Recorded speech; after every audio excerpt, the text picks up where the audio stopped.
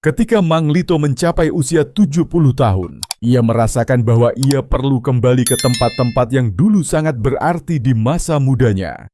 Setelah beberapa tahun tinggal di rumah karena pandemi dan penyakit yang menyertai penuaan, ia memutuskan untuk melakukan perjalanan sendiri menuju Ilocos, tempat di mana ia dibesarkan. Mang Lito dulunya adalah guru sejarah yang dikenal sangat tertib dan berhati-hati dalam hidupnya. Jadi sebelum melakukan perjalanan, ia memastikan obat-obatannya lengkap, memiliki asuransi perjalanan, dan sudah menghubungi keponakannya yang tinggal di Vigan jika terjadi keadaan darurat. Ia mengira semua itu sudah cukup untuk membuat perjalanannya aman. Namun, pada hari pertama perjalanannya, mulai terbuka mata Mang Lito akan bahaya-bahaya yang tidak ia duga. Bahaya pertama yang ia alami adalah perubahan iklim dan suhu. Saat ia meninggalkan Manila yang panas dan lembab, saat tiba di pegunungan Ilocos, suasananya dingin dan mendung. Di usianya, perubahan cuaca secara tiba-tiba bukan hal yang ringan. Ia mulai merasakan sesak di dada, pilek, dan kelemahan. Ia tidak membawa pakaian hangat yang cukup karena mengira cuaca akan sama seperti di Manila. Bahaya kedua adalah duduk terlalu lama selama perjalanan. Ia menempuh perjalanan hampir 9 jam dengan bus. Dan karena usianya, ia jarang bergerak selama perjalanan. Ia tidak sadar bahwa kakinya mulai bengkak. Ketika tiba di Vigan, ia hampir tidak bisa menginjak kaki kirinya dengan baik. Menurut dokter yang memeriksanya keesokan harinya, itu adalah gejala awal dari deep vein thrombosis atau penyumbatan darah di pembuluh kaki yang bisa berakibat fatal jika tidak ditangani segera. Belum sempat pulih, datanglah bahaya ketiga, makanan yang tidak tepat selama perjalanan. Karena lapar dan lelah, Mang Lito masuk ke warung apa saja yang ditemuinya. Ia makan longganisa dan nasi goreng di sebuah warung pinggir jalan, serta minum minuman bersoda dingin. Malamnya, perutnya sakit dan ia tidak bisa tidur.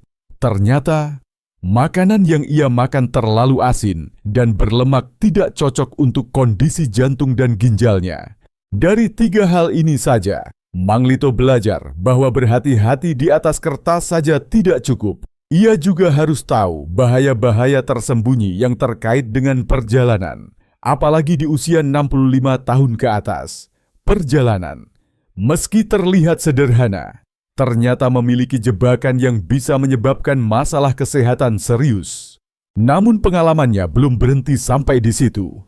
Pada hari-hari berikutnya, selama perjalanannya, bahaya-bahaya lain yang baru ia alami semakin terbuka. Hal-hal yang juga harus diketahui oleh para lansia lain agar bisa lebih waspada sebelum terlambat. Setelah hari pertama perjalanan Mang Lito yang penuh tantangan, ia memutuskan untuk beristirahat di sebuah hostel murah di kota Vigan. Lelah, perut sakit, dan kakinya masih terasa kesemutan.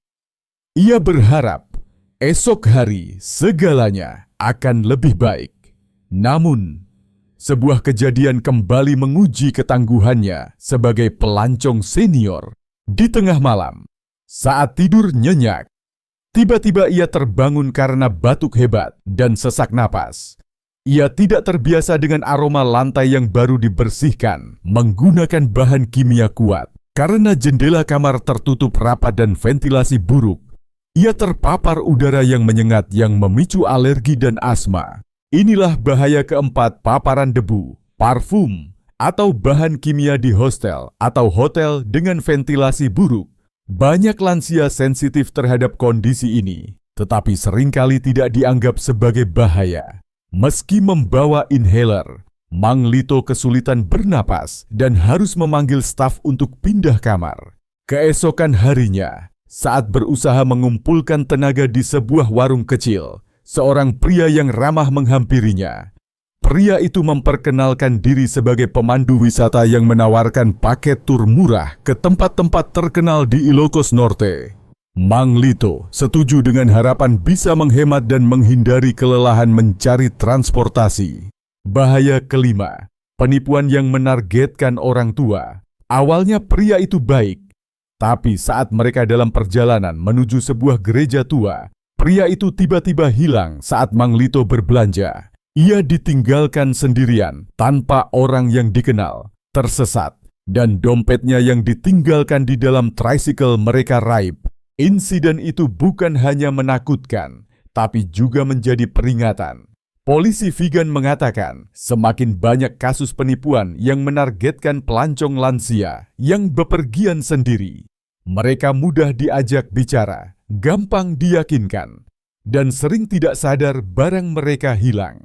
Belum selesai masalahnya, Mang Lito merasakan bahaya keenam, mungkin titik lemah terbesarnya sebagai lansia, kurangnya fokus mental dan kebingungan setelah perjalanan panjang dan stres. Ia kesulitan mengingat di mana turun, nama hostel tempat menginap, dan cara pulang.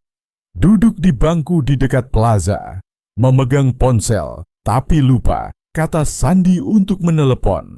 Untungnya, seorang mahasiswi datang membantu menemukan tricycle dan mengantarnya kembali ke tempat menginap. Namun Mang Lito sudah sadar perjalanan bukan lagi sekadar jalan-jalan biasa. Bagi lansia, harus direncanakan dengan matang, didampingi orang terpercaya, dan yang terpenting, harus paham bahaya tersembunyi yang bisa datang kapan saja. Ia tidak menyesal bepergian, tapi sejak malam itu pandangannya berubah. Keberanian tidak cukup tanpa persiapan dan kehati-hatian. Saat kembali ke Manila, ia membawa pelajaran baru bukan hanya untuk dirinya, tapi juga untuk semua lansia yang masih ingin menjelajah dunia. Setelah beberapa hari di Ilocos, Mang Lito kembali ke Manila dengan perasaan lelah dan penuh renungan. Perjalanan yang dulu ia kira akan menyenangkan dan penuh kenangan ternyata menjadi serangkaian peringatan yang hampir menguji kesehatan dan kewarasannya. Namun, meski demikian, ia tidak kehilangan harapan. Sebaliknya, ia menggunakan pengalaman ini untuk mempersiapkan perjalanan-perjalanan berikutnya dan membantu sesama lansia. Saat beristirahat di rumah, ia merangkum 6 bahaya yang tersembunyi namun berdampak besar bagi orang tua seperti dirinya. Satu persatu, ia mulai memikirkan cara untuk menghindarinya. Pertama, tentang perubahan iklim dan suhu, ia menyadari bahwa harus selalu siap menghadapi kondisi cuaca apapun. T-shirt dan jaket yang dulu dibawanya tidak cukup. Sekarang, ia memastikan membawa pakaian hangat termal, masker wajah untuk debu, dan humidifier kecil jika udara dingin. Ia juga menyarankan teman-temannya untuk selalu memeriksa perakiraan cuaca dan merencanakan perjalanan di waktu yang tidak terlalu panas atau dingin. Kedua, duduk terlalu lama saat perjalanan tidak boleh diabaikan. Ia mulai memakai kaos kaki kompresi yang membantu sirkulasi darah di kaki. Setiap 2 jam selama perjalanan, ia berusaha berdiri, berjalan walau di dalam kendaraan, atau melakukan peregangan. Ia juga tidak naik bus tanpa pemberhentian atau kursi yang nyaman. Ketiga, makanan yang tidak tepat selama perjalanan adalah salah satu hal paling sulit dihindari, terutama jika bepergian sendirian. Karena itu, Mang Lito membawa bekal dari rumah buah-buahan, roti tanpa terlalu asin atau manis, dan air minum dari botol sendiri.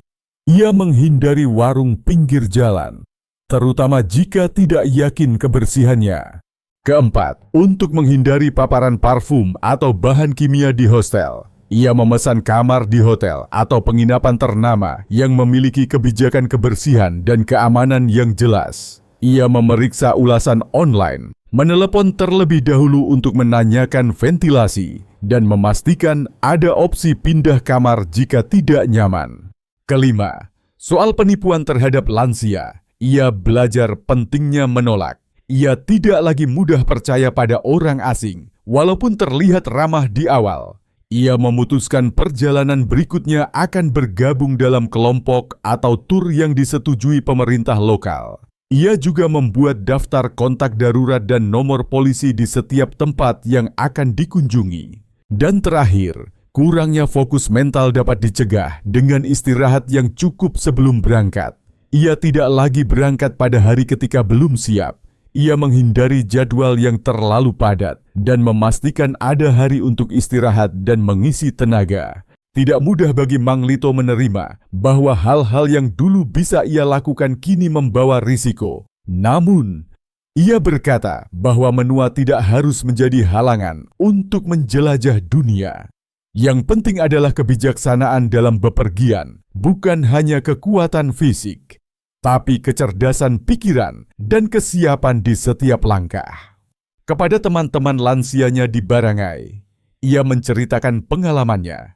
Awalnya mereka takut, tapi saat ia menjelaskan cara menghindari bahaya-bahaya itu, mereka mulai melihat kemungkinan perjalanan bisa aman. Asalkan kamu tahu risikonya dan punya rencana jelas untuk menghadapinya. Setelah sebulan kembali dari perjalanannya di Ilocos, Mang Lito menjadi lebih giat membagikan pengalamannya. Bukan hanya sebagai peringatan, tapi juga sebagai panduan praktis bagi para lansia yang ingin bepergian namun masih ragu karena kondisi kesehatan mereka. Ia membuat daftar sederhana yang ia sebut panduan lansia untuk perjalanan aman yang ia bagikan setiap kali ada pertemuan di Barangay atau gereja. Berikut isi panduannya berdasarkan 6 bahaya yang pernah ia alami. Rencanakan setiap detail. Perjalanan tidak cukup hanya membeli tiket dan berkemas. Tempat tujuan harus dipelajari, bagaimana iklimnya, di mana rumah sakit terdekat, ada transportasi kembali, dan apakah tempat menginapnya aman. Lebih baik jika ada teman atau kontak lokal yang bisa dihubungi. Bawa obat pribadi dan rekam medis lengkap. Dalam perjalanan keduanya, Mang Lito membawa amplop berisi salinan resep obat, daftar alergi, dan kontak dokternya. Ia membawa 2 inhaler, 1 di tas, 1 di kantong jaket. Gunakan ponsel dengan fitur darurat. Salah satu pelajaran terpenting yang ia dapatkan adalah pentingnya ponsel. Namun bukan ponsel biasa, harus ada power bank, kontak darurat yang mudah diakses, dan aplikasi pendukung seperti berbagi lokasi dan peta offline. Pilih akomodasi dengan ventilasi baik dan ulasan positif. Ia belajar dengan cara yang sulit bahwa hostel murah tidak selalu aman. Oleh karena itu, ia memilih tempat dengan ulasan dari sesama lansia, resepsionis 24 jam, dan opsi layanan kamar jika ia tidak bisa keluar. Waspadai orang asing yang tidak dikenal. Kebaikan tidak selalu berarti niat baik. Ini adalah pelajaran pahit bagi Mang Lito. Sejak itu, ia membawa dompet kecil khusus ongkos dan memisahkan KTP, ATM, dan dompet utama. Ia juga tidak sembarangan menerima tawaran di jalan.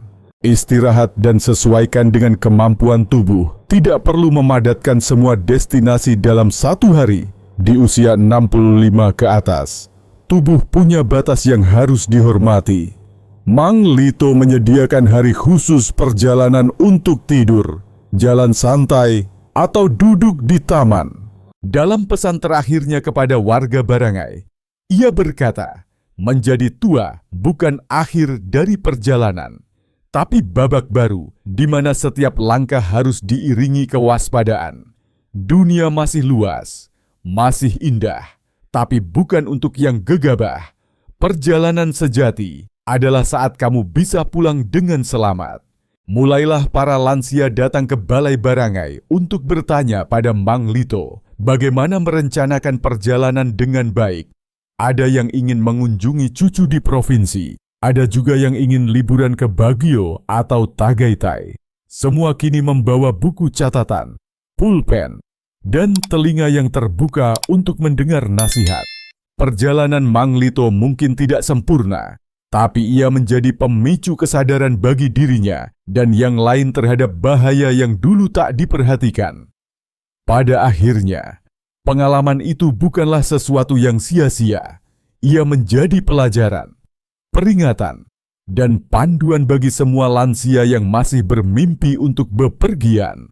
Dan di setiap perjalanan sejak saat itu, Mang Lito selalu membawa doa sederhana Semoga tidak hanya sampai tujuan, tapi juga pulang dengan selamat.